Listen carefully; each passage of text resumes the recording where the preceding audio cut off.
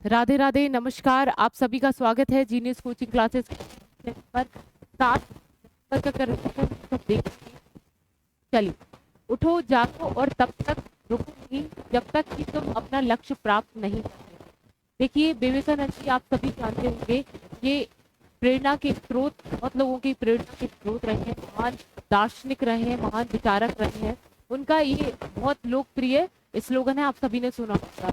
देखिए, इनके अगर आप इसको फॉलो करते होंगे या फिर नहीं करते होंगे तो अभी आप शायद इनके बारे में इतना समझते होंगे कि इनके बारे में ये कहा जाता है कि एक बार इन्होंने अगर बुक पढ़ ली, कोई भी बुक पढ़ ली, तो ये भूलते नहीं थे। और इसका इन्होंने सिर्फ एक ही मूल मंत्र बताया था कि एकाग्रता। आप अगर किसी चीज में बिल्कुल एकाग्र होकर उस पर ध्यान दे के काम कोई कर रहे हो तो हो ही नहीं सकता कि वो काम जो है वो इधर उधर हो जाए, या काम जो है बिल्कुल सटीक तरीके से ही होगा। या पढ़ाई से अगर हम रिलेट करें तो हम किसी चीज को बहुत ध्यान से पढ़ रहे हैं, एकाग्र होकर पढ़ रहे हैं, तो वो चीज हो ही नहीं सकती कि हम भूल जाएं।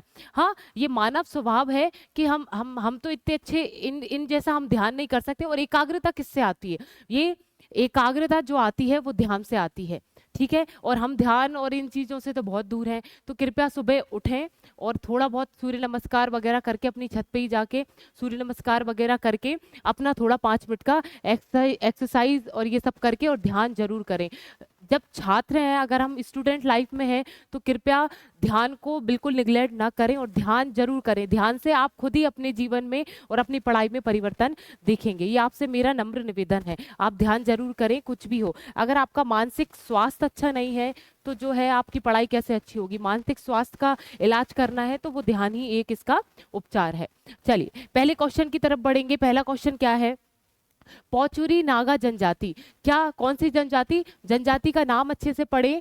पौचुरी, क्या नाम है? पौचुरी नागा जनजाति की बस्ती, बस्ती का नाम क्या है? मैलूरी। मैलूरी को आधिकारिक तौर पर जो है किस राज्य ने 17वां जिला घोषित कर दिया है? एक मैलूरी कोई बस्ती होगी, वहां पर जो है पैचुरी नागा जनजाति रहती थी। अब किस राज्य ने जो है इसको, इस क्षेत्र को जो है, इस पैचुरी नागा जनजाति को जो है उस क्षेत्र को अलग जिला ही घोषित कर दिया? ये आपसे पूछा गया है। इसमें ऑप्शन है अरुणाचल प्रदेश, मणिपुर, सिक्किम, नागालैंड। और नागा से आपको समझ में आ रहा होगा, इसका आंसर क्या है? नागालैंड। ठीक है, ये वो ही लिख रहा है कि मैलोरी एक बस्ती थी, उसको अलग से ही एक 17वां जिला घोषित हो गया है।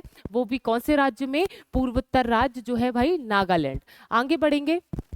चलिए, नागालैंड की राजधानी कोहिमा और इसके मुख्यमंत्री का नाम क्या है? नेफ्यू रियो। राज्यपाल का नाम क्या है? ला गणेशन। ये इनके जो है मुख्यमंत्री और राज्यपाल हमने पढ़ लिए हैं।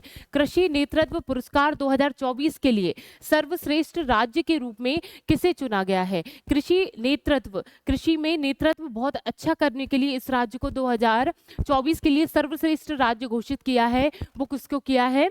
नागालैंड को किया गया है। आपदा जोखिम प्रबंधन पर समझौता ज्ञापन हस्ताक्षर करने वाला जो भाई पहला राज्य है वो है नागालैंड। किस राज्य में हल्दी परिवार, मतलब जो हल्दी है, हम हल्दी जो खाते हैं, उसमें एक नई प्रजाति की खोज की गई है? करकुमा उगमेसिस जो है, ये एक जनजाति है, सॉरी एक प्रजाति है हल्दी की, वो नागालैंड में ही इसकी खोज हुई है। इसको अच्छे से याद रखें, करकुमा, करकुमा उगमेसिस। ये अगर क्वेश्चन में आ जाए तो ये किसकी प्रजाति है? ये एक हल्दी की प्रजाति है। नागालैंड की जुलेके नदी में कैटफिश की एक नई प्रजाति, उसका नाम क्या है? एक्सोस्टोमा सेटियोएल नोएब जो है, इसकी खोज की गई है। वो कहां पर की गई है? नागालैंड में की गई है। कैटफिश की एक प्रजाति है, उसका नाम हम अच्छे से पढ़ लें। ये जो क्वेश्चन है, ये दोनों, इन दोनों को जो है अच्छे से आप पढ़ें, क्योंकि ऐसे क्वेश्चन जो है पेपर में बनने के ज्यादा चांस होते हैं। एक्सोस्टोमा सेंटियोनोएल जो है, ये एक कैटफिश की प्रजाति है जो नागालैंड में खोजी गई है। चलिए, दूसरे क्वेश्चन की तरफ बढ़ेंगे। दूसरा क्वेश्चन क्या है? भारत और किस देश की सेना के बीच जो है वो बिन वैक्स अभ्यास 2024 का 5वां संस्करण शुरू हुआ है? इसके ऑप्शन आपके सामने हैं, इंडोनेशिया, वियतनाम, जापान, फ्रांस। बताइए इसका आंसर क्या है? चलिए, इसका जो आंसर है वो वियतनाम। भारत की सेना और वियतनाम की वायुसेना, ठीक है, इसके बीच में जो है ये अभ्यास किया जा रहा है। बिनसेक, क्या नाम है? बिन बैक्स अभ्यास 2024 ये संपन्न किया जा रहा है। इसका आयोजन जो किया जा रहा है वो हरियाणा के अंबाला में किया जा रहा है। कहाँ पर? हरियाणा में, हमारे भारत में इस अभ्यास का जो है भारत और वियतनाम की सेना हरियाणा में ये अभ्यास जो है संपन्न कर रही है। इसका संस्करण जो है वो 5वां संस्करण, हमने क्वेश्चन में भी पढ़ा है। इसका उद्देश्य क्या है? दोनों देशों की संयुक्त सेना क्षमता को बढ़ाना है। स्वाभाविक सी बात है, हम क्षमता को ही बढ़ाते हैं। अभ्यास जो होते हैं, ये सैन्य अभ्यास जो किए जाते हैं। अब वियतनाम की राजधानी क्या है? हनोई इसकी राजधानी है। और मुद्रा का नाम क्या है? वियतनामी डोंग। और इसके राष्ट्रपति का नाम क्या है? Luong Cuong. ठीक है, ये नाम बड़े अजीब हैं, पर देखिए हम इसको रोज पढ़ रहे हैं तो इनको जो है अगर हमको वैसे याद नहीं हो पा रहे हैं तो हम देख के तो इसको समझ ही जाएंगे कि इसकी राजधानी क्या है, इसके राष्ट्रपति का नाम क्या है, इनके प्रधानमंत्री का नाम क्या है। तो इनको याद करने की आवश्यकता नहीं है। इनको एक बार जब हम पढ़ रहे हैं तो बस ध्यान से पढ़ने की, अभी मैंने आपको पहले ही बताया कि एकाग्रता सबसे बड़ी चीज है। अब तीसरा क्वेश्चन क्या है? अंतरराष्ट्रीय सौर गठबंधन जो है उसका 7वां सत्र कहाँ पर शुरू हुआ है? इसके ऑप्शन आपके सामने है, हरियाणा, उत्तराखंड, दिल्ली और तेलंगाना। बताइए, इसका जो आंसर है वो है दिल्ली। अंतरराष्ट्रीय सौर गठबंधन ये दिल्ली में आयोजित किया जा रहा है। इसका आयोजन अब देखिए, नई दिल्ली भारत मंडपम में, भारत में ही 4 नवंबर को अंतरराष्ट्रीय सौर गठबंधन का 7वां सत्र संपन्न किया जा रहा है। कब भाई? 4 नवंबर की बात हो रही है, हमारे भारत की दिल्ली में ही इसका आयोजन किया जा रहा है। अध्यक्ष कौन है? भारत। और सह अध्यक्ष कौन है? फ्रांस। इस सत्र में 120 से अधिक देशों और ग्लोबल पार्टनर्स शामिल हुए हैं। 120 से अधिक देश जो है इसमें शामिल किए गए हैं। चलिए आगे देखेंगे, उन देशों का एक अंतरराष्ट्रीय समूह है। हम किसकी बात कर रहे हैं? अंतरराष्ट्रीय सौर गठबंधन की अब हम बात कर रहे हैं। ये है क्या? तो ये उन देशों का एक अंतरराष्ट्रीय संगठन है जो कर्क रेखा और मकर रेखा, मतलब 23.5 उत्तरी अक्षांश और 23.5 दक्षिणी अक्षांश। आप सभी ने पढ़े होंगे, हम एमपी पढ़ रहे हैं। आप शायद कल की या परसों की क्लास देखेंगे तो हमने ही, हमारे सर ने पढ़ाई है कि 23.5 उत्तरी अक्षांश और 23.5 दक्षिणी अक्षांश जो है उसके बीच का जो क्षेत्र होता है, उस क्षेत्र के जो जितने बीच में जो देश हैं उनका एक समूह है अंतरराष्ट्रीय सौर गठबंधन। तो आप इसको अच्छे से पढ़ें। और जिसको भी एमपी पढ़ना है तो आप जो है हमारे जीनियस कोचिंग क्लास का जो ऐप है आप उसको परचेज कर सकते हैं। अभी स्टार्ट ही हुई है, सिर्फ 2 या 3 दिन की क्लास हुई है। अगर आपको एमपी पढ़ना है तो आप हमारे ऐप पे जाके ऑनलाइन कोर्स खरीद सकते हैं, और जो ऑफलाइन अशोकनगर में ही है तो वो ऑफलाइन क्लास में भी आ सकते हैं। चलिए, तो कर्क रेखा और मकर रेखा के बीच जो स्थित सौर संसाधन संपन्न देश हैं उन्हें सनशाइन देश कहा जाता है। सनशाइन क्यों? अब हम, अगर आपने एमपी या फिर भूगोल पढ़ा हो सर से या कहीं से भी, तो आपको ये पता होगा कि जो 23.5 उत्तरी अक्षांश है और 23.5 दक्षिणी अक्षांश है उसके बीच में जो है सूर्य की किरणें जो है बिल्कुल सीधी पड़ती हैं। तो इसलिए अभी हमने बोर्ड पे क्या पढ़ा कि सनशाइन देश, इसलिए उनको जो है ये सनशाइन देश कहा जाता है। उन्हीं देशों का एक समूह बनाया गया है अंतरराष्ट्रीय सौर गठबंधन। चलिए आगे बढ़ेंगे। इस गठबंधन की एक संधि आधारित अंतर सरकारीय संगठन है। अंतर सरकारीय संगठन है, सभी देश इसमें मिश्रित हैं, जिसका उद्देश्य सौर ऊर्जा के क्षेत्र में बदलाव लाना है। अब स्वाभाविक सी बात है, हमने सनशाइन देश बोला है, सूर्य की किरणें सीधी पड़ती हैं, तो सौर ऊर्जा को हम कैसे विकास कर सकते हैं, उसको कैसे नवनिर्मित कर सकते हैं, और उस ऊर्जा में हम कैसे उसका अंदर विकास करके और जनहित में उसको लागू कर सकते हैं। इसका उद्देश्य यह है कि हम इस सौर ऊर्जा पर विचार विमर्श किया जाए। इसे भारत के प्रधानमंत्री नरेंद्र मोदी द्वारा नवंबर 2015, इसको विशेष याद रखें कि अंतरराष्ट्रीय सौर गठबंधन जिसके हम क्वेश्चन पढ़ रहे हैं वो हमारे भारत के प्राइम मिनिस्टर नरेंद्र मोदी जी के द्वारा जो है ये लागू किया गया था। और 2015 में पेरिस फ्रांस में जो है COP21 ये एक सम्मेलन होता है पर्यावरण के क्षेत्र में, COP21 जो है इस क्षेत्र में किया जाता है। उसी में इन्होंने घोषणा की थी कि हम जो है अंतरराष्ट्रीय सौर गठबंधन जो है ये एक कार्यक्रम या जो है गठबंधन बनाएंगे। आगे बढ़ेंगे।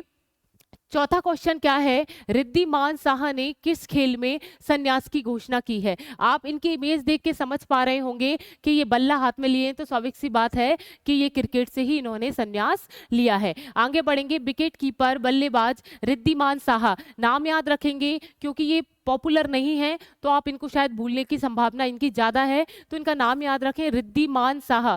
क्रिकेट में संन्यास की घोषणा इन्होंने कर दी है। इन्होंने 2010 में अंतर्राष्ट्रीय क्रिकेट में भी अपना जो है योगदान दिया था और 40 टेस्ट और एक दिवसीय जो अंतर्राष्ट्रीय मैच जो है वो पहले अपने इतिहास में खेल चुके हैं, रिद्धिमान, जिन्होंने क्रिकेट से संन्यास ले लिया है। अब पांचवा क्वेश्चन आप सभी के सामने है, विदेश मंत्री एस जयशंकर। आपने इनका नाम तो हमेशा पढ़ा ही होगा, ठीक है। ये विदेश मंत्री हैं, जहां पर भी हमारी अगर प्राइम मिनिस्टर जी वहां पर उपस्थित नहीं हो पा रहे हैं तो अधिकतर आपने सुना होगा कि वहां पर भारत की उपस्थिति कौन दर्ज करता है, विदेश मंत्री हमारे भारत के एस जयशंकर। चलिए क्वेश्चन की तरफ बढ़ेंगे कि किस ऑस्ट्रेलियाई शहर में भारत के नए महावाणिज्य दूतावास का उद्घाटन किया है। ठीक है, हमारे विदेश मंत्री ने ऑस्ट्रेलिया में वहां के दूतावास में, भारत के दूतावास में एक जो है दूतावास, महावाणिज्य दूतावास का एक उद्घाटन किया है।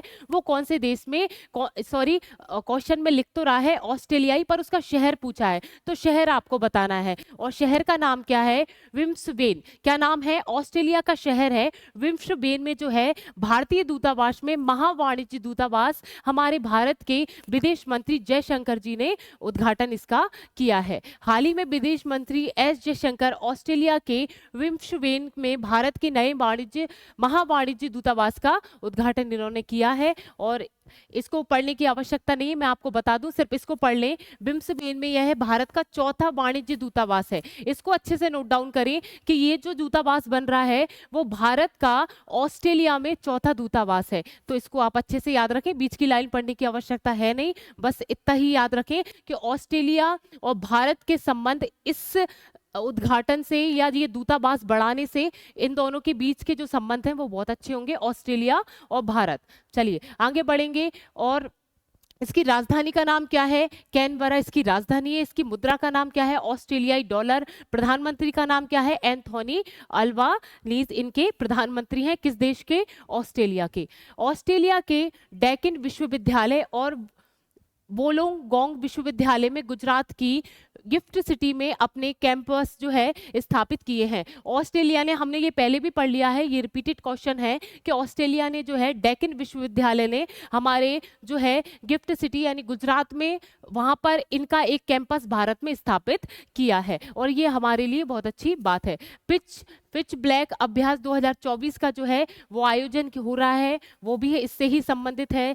चेन्नई सुपर किंग्स जो है उनके ऑस्ट्रेलिया में अपनी नवीनतम अंतरराष्ट्रीय सुपर किंग्स अकादमी खोलने की घोषणा भी इन्होंने की है। किस टीम ने, चेन्नई सुपर किंग्स की जो है एक अकादमी खोलने की एक अवधारणा जो है ऑस्ट्रेलिया ने रखी हुई है। ऑस्ट्रेलिया ने विदेशी छात्रों के लिए विद्यार्थी वीजा जो है $710 से बढ़ाकर 1600 कर दिया है। तो विद्यार्थियों के लिए ये कहीं ना कहीं बुरी बात है कि अगर आपको शिक्षा प्राप्त करने ऑस्ट्रेलिया जाना है तो वो वीजा जो है वो बढ़ा दिया है, 710 था अब जो है 1600 हो गया है। चक्रवाती तूफान, उसका नाम क्या है, मेगन। मेगन ऑस्ट्रेलिया देश के तटों से टकराया है, एक तूफान है जो ऑस्ट्रेलिया में आया हुआ है। चर्चे में रहा राइट टू डिस्कनेक्ट कानून जो है ऑस्ट्रेलिया में अभी फिलहाल में चर्चाओं में है। आगे बढ़ेंगे।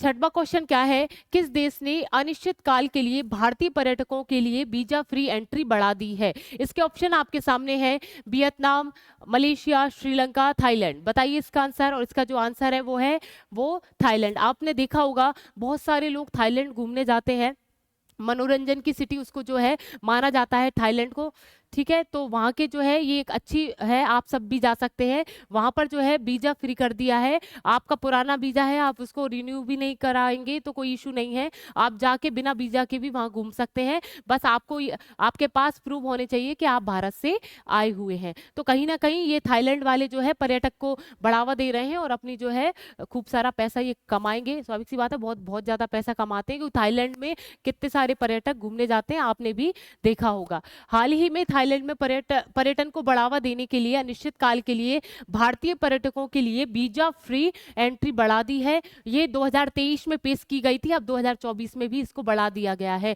अनिश्चित काल के लिए। चलिए, अब इसकी राजधानी का नाम क्या है? बैंकॉक। और मुद्रा का नाम क्या है? थाई बात। प्रधानमंत्री का नाम क्या है? फोतुंग गटान सिबात्रा। इनके नाम अजीब हैं, पर इनको एक बार पढ़ेंगे तो आप इनको थोड़ा सा एक दो बार इनको देखते रहेंगे, याद करने की आवश्यकता नहीं है। इनको जब भी पढ़ाएं तो इनको अच्छे से एक बार ध्यान से पढ़ लें तो आपको याद रह जाएगा। चलिए आगे बढ़ेंगे। 7वां क्वेश्चन है, हाल ही में आईएसए के तीसरे महानिर्देशक के रूप में किसे नियुक्त किया गया है? इसके ऑप्शन आपके सामने हैं, डॉक्टर अजय माथुर, फिर दूसरा ऑप्शन है आशीष खन्ना, फिर तीसरा है नील मोहन, फिर चौथा है सुंदर पिचाई। बताइए इसका आंसर। देखिए लिख भी रहा है और आप इनका फेस भी देख लीजिए। आशीष खन्ना जो है ISA के जो है महानिर्देशक के रूप में नियुक्त किए गए हैं। और पहले कौन थे? पहले जो थे अजय माथुर का इन्होंने स्थान लिया है, और अभी नए जो बने हैं वो आशीष खन्ना जो है इनके महानिर्देशक बने हैं। अब इसकी स्थापना कब हुई थी? इसका गठन कब हुआ था?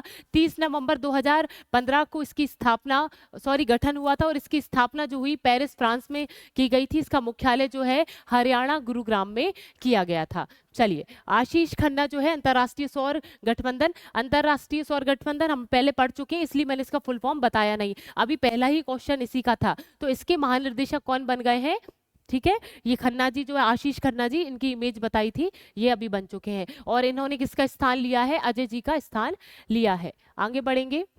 देखिए इनका एक उद्देश्य है, इस गठबंधन का एक उद्देश्य है कि 2030 तक जो है सौर ऊर्जा में इनको जो है ट्रिलियन में निवेश जुटाना है। इस सौर ऊर्जा के संगठन को जो एक नाम दिया गया है अंतर्राष्ट्रीय सौर संगठन, इसके लिए इनको जो है पैसा जुटाना है, और जितने भी देश हैं उनसे थोड़ा थोड़ा पैसा डोनेशन लेके जो है इस पे एक अच्छा निवेश करना, इनका 2030 तक का टारगेट रखा गया है। जो हमारे प्राइम मिनिस्टर जी ने इसकी स्थापना की थी, आप सभी को मैंने बता दिया है, वो भी कहां पर की थी? COP21 जब सम्मेलन चल रहा था उसमें इन्होंने अपनी इस गठबंधन की घोषणा की थी। अगले क्वेश्चन की तरफ बढ़ेंगे। विश्व मुक्केबाजी महासंघ का सुपर फेदर वेट विश्व खिताब किसने जीता है? इसके ऑप्शन आपके सामने है, बजरंग पुनिया, फिर दूसरा है विनेश फोगाट, अमन सहरावत, फिर मनदीप जागड़ा। बताइए इसका आंसर क्या है? और इसका जो आंसर है वो मनदीप जागड़ा। ठीक है, इनकी इमेज देखिए तो आप अच्छे से इनको याद कर पाएंगे।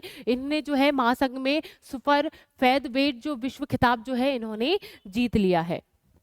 चलिए आगे बढ़ेंगे।